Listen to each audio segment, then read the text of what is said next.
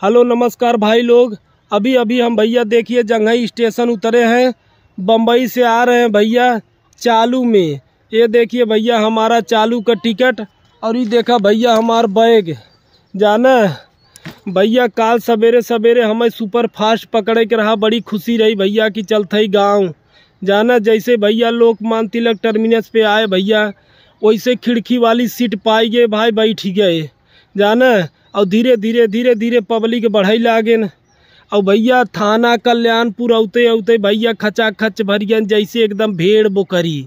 तो से बताओ थे भैया नासिक तक तो हम तक खिड़की से मुंडी निकाल के भैया कैसे सांस ले जाना, खुशी खुशी बीत गए।